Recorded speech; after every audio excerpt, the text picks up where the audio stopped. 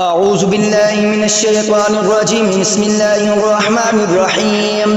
اللهم صل على سيدنا ومولانا محمد صاحب التاج والمعراج والبراق والعلم، دافع البلاء والوباء والقحط والمرض والألم.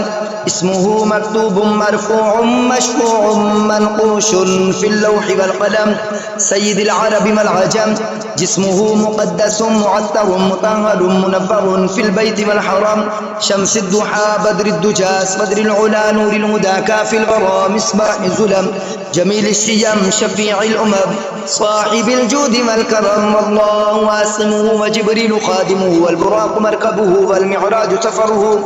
والمعراج سفره وسدرة المنتهى مقامه وقاب قوسين مطلوبه والمطلوب مقصوده والمقصود موجوده، سيد المرسلين خاتم النبيين شفيع المذنبين أنيس الغريبين رحمة للعالمين راحة العاشقين مراد المشتاقين شمس العارفين سراج السالكين مصباح المقربين محب الفقراء والغرباء والمساكين، سيد الثقلين نبي الحرمين إمام القبلتين وسيلتنا في الدارين صاحب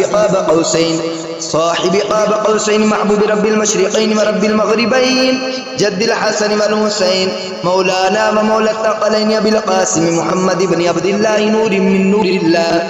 يا أيها المشتاقون بنور جماله بلع الهلا بكماله كشف الدجى بجماله حسن جميع خصاله، صلوا عليه وآله وأصحابه وسلموا تسليما كثيرا كثيرا كثيرا. آمنت بالله صدق الله العظيم.